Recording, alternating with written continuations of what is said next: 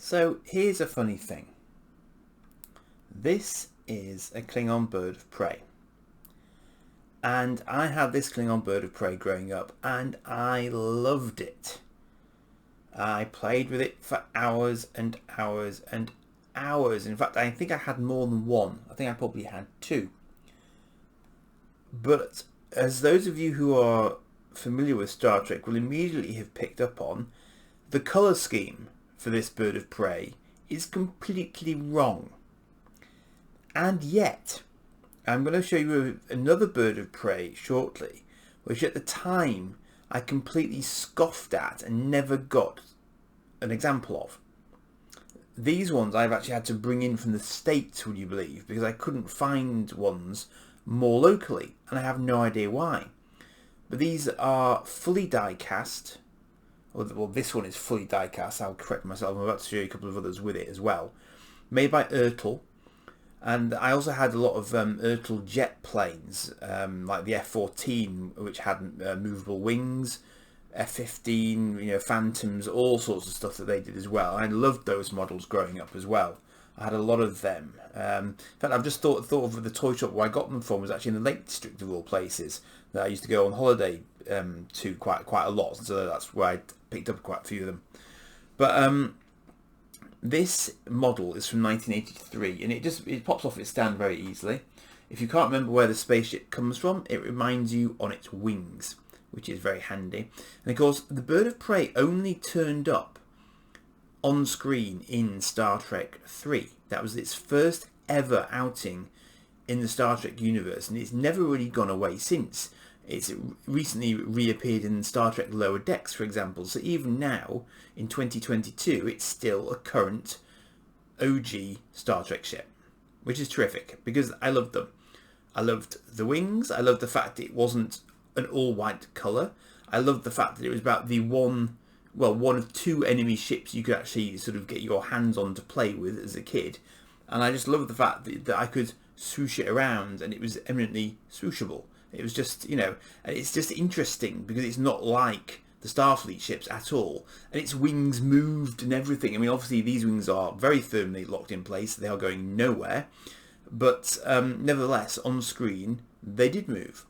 And, they could fire from the ends of their wings, and they had, photon torpedoes out of here as well. So I could make believe with these little guys very, very happily.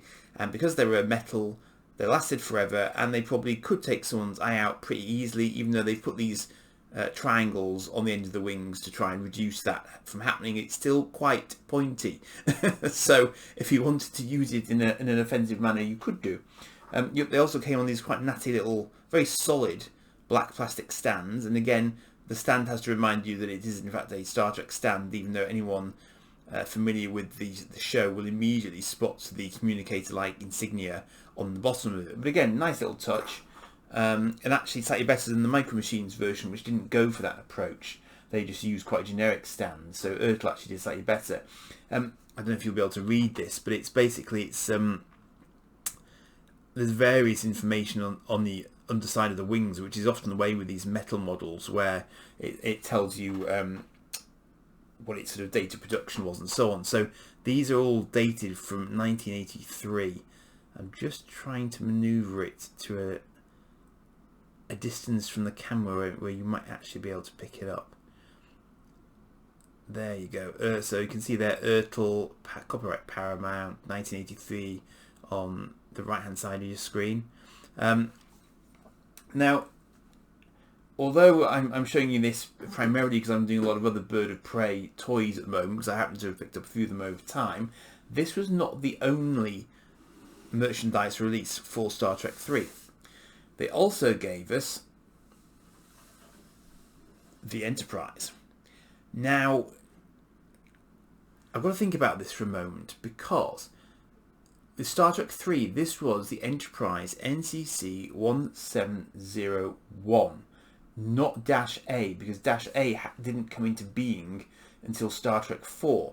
So this, as you can see, is correctly labelled NCC 1701. And you can also see there's quite a lot of detail on the sources section there. You can see the various little sort of segmentations of the saucer. It's quite a nice detail on the actual bridge element as well. The nacelles are plastic, but they are firm. They're pretty, they're not really going anywhere, and those are the refit nacelles, obviously, for the movies. You can see that the hangar bays is kind of there as well. So as it goes, it's a good weight to it as well, because the main body of it is die cast. So although there's no coloration to it, obviously it can get away with being just white. And again, you can see the Ertl there and all the various details.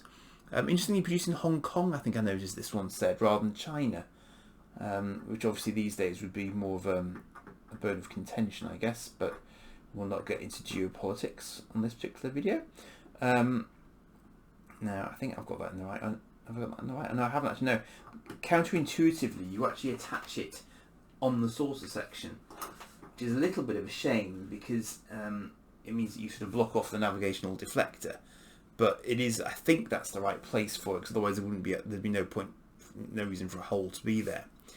Now, the only other one that I'm aware of then is this one, which is the Excelsior.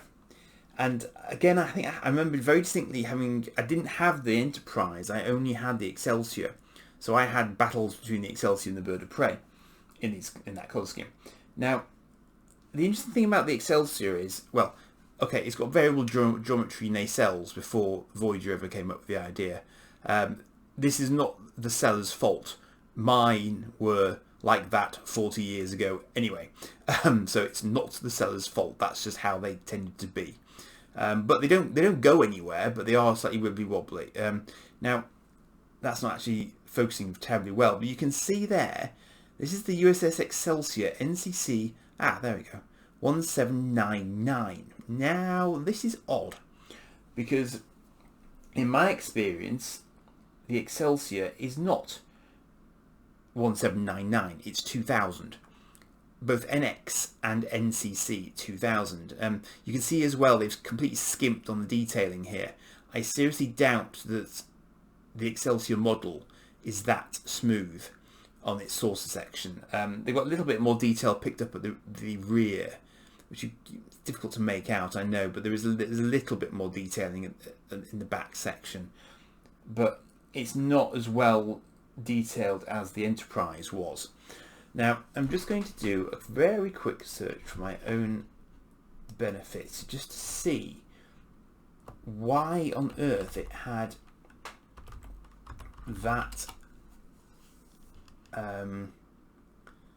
that registry on it.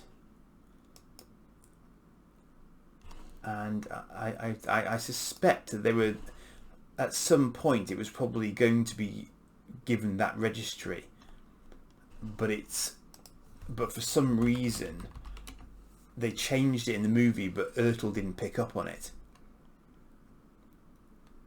And strangely, I can't immediately see anyone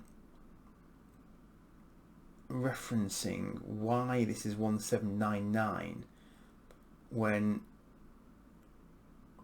it was never 1799 at any point.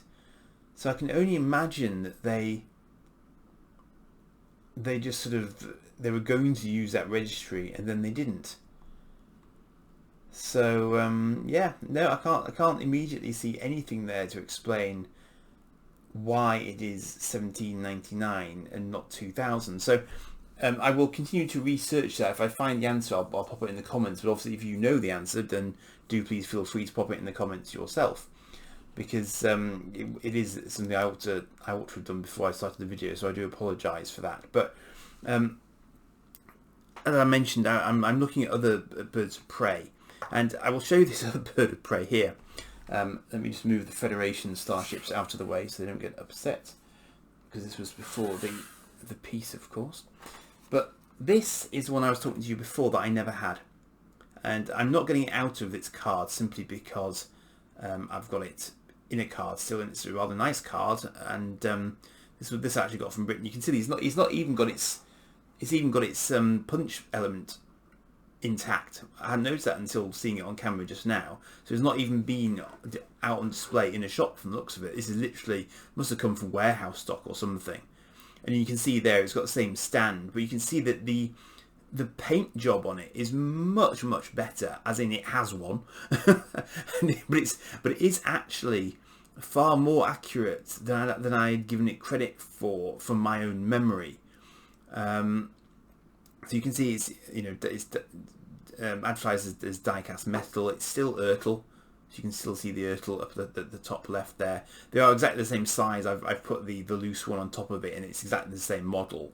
But obviously someone decided it would be a good idea to paint it up. Now, the only sensible explanation that I can think of is that I was so unimpressed with Star Trek V that I simply could not bring myself to purchase any merchandise associated with Star Trek V. Because had I stopped to think about it at the time, I actually would have said to myself, actually that is a better, infinitely better paint job for it.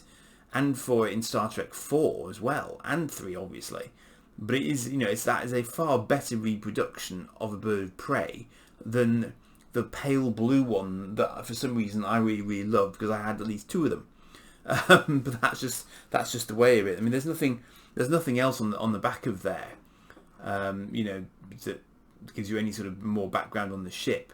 It doesn't say what class of bird of prey it is either, because there are 2 types. And I'm going to forget what they are now. It's Burrell, and the other one will come to me. It'll come to me as soon as I stop recording, I'm sure.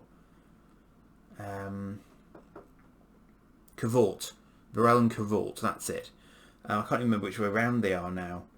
But basically one is the sort of scout vessel size that we see in Star Trek 4. And the larger one is the sort of the more mainstream kind of battle cruiser size, but it's never really massively explicit on screen as to why they are different sizes or how often they are different sizes and so on. And it can be even more confusingly, the bridges often look quite similar as well. There's no obvious change in scale on the interior of the ships. Now, again, that'll probably attract a lot of commentary as well, so I can only apologise in advance. But yeah, let me just look this up so I've got it on the video. So. Then I will know for my own purposes which one is the bigger. I did get the class names right as well.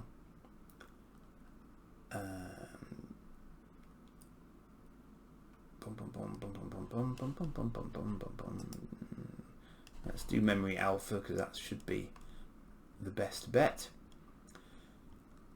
Klingon Bird of Prey.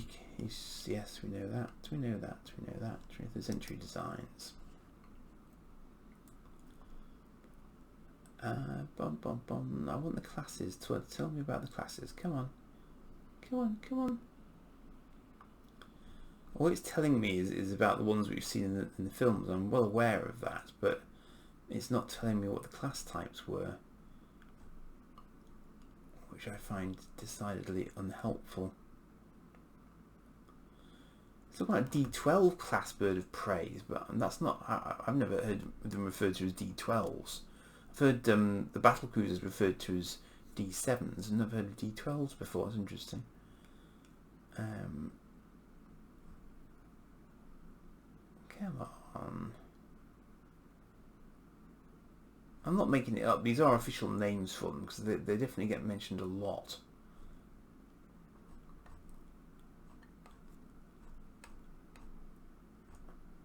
It's giving me absolutely no detail. It's really strange.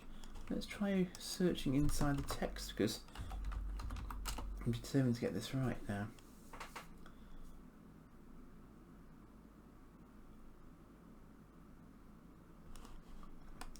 Okay, so yeah, so the scout, so the small one is the Burrell, and the cruiser is the Cavort.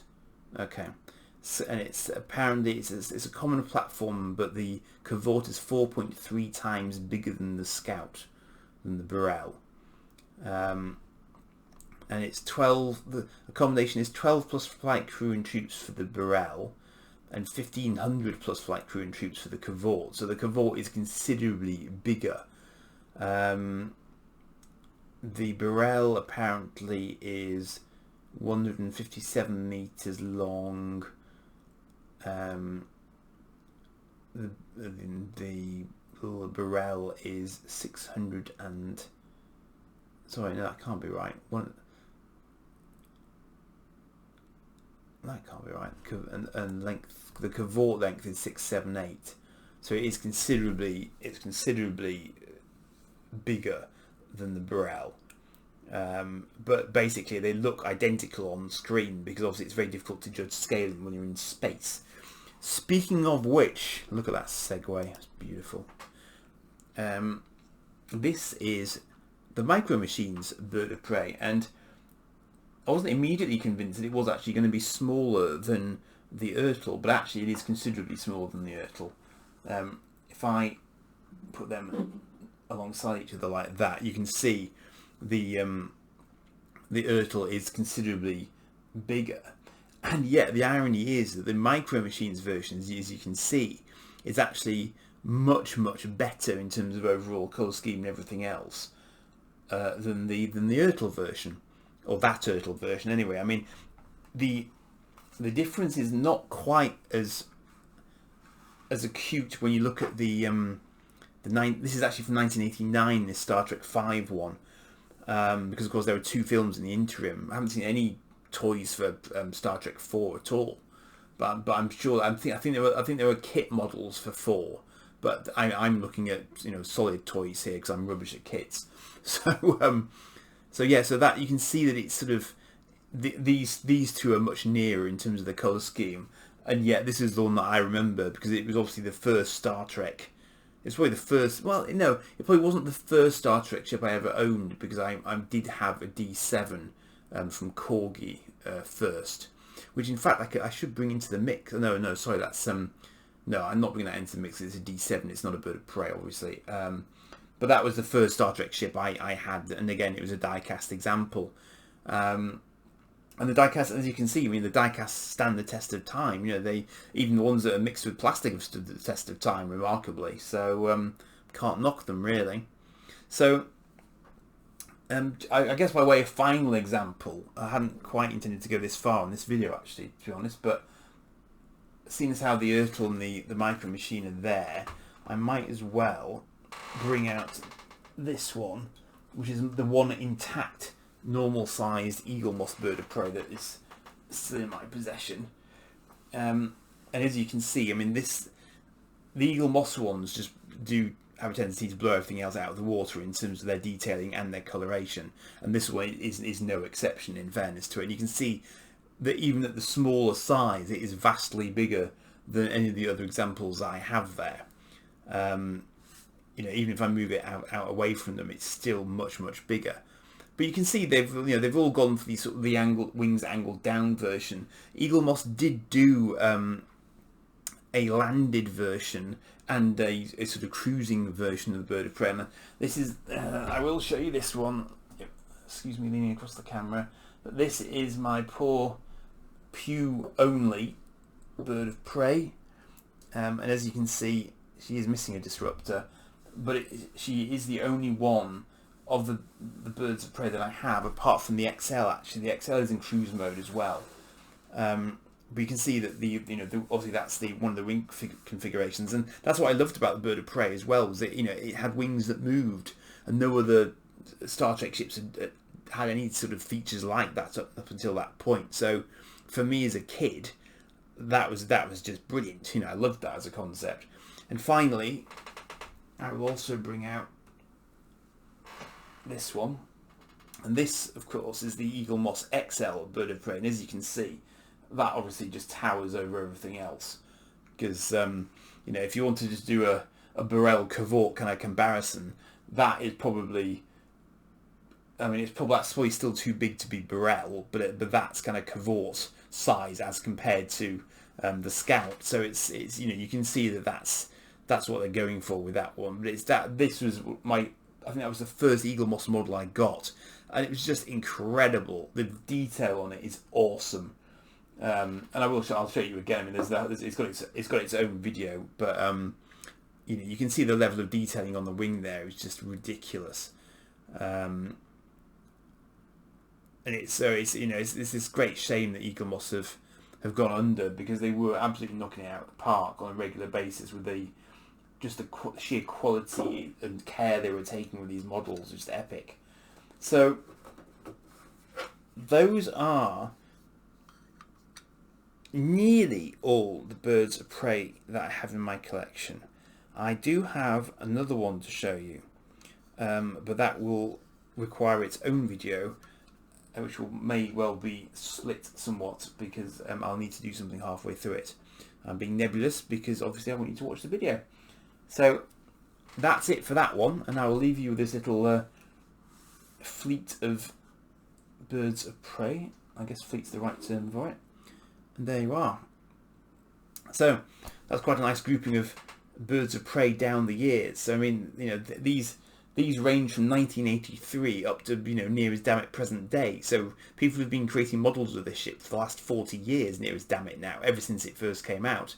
And it's such an endearing and enduring design that it's still being seen in the modern day animation, even if, you know, Discovery and so on have gone away from it now. But it's a great ship. I do love them. So thanks for watching, and I will try and do the last one that I show you, which is something else again, which I didn't even know existed, and I'll tell you the tale of this in the next video. So cheers for now.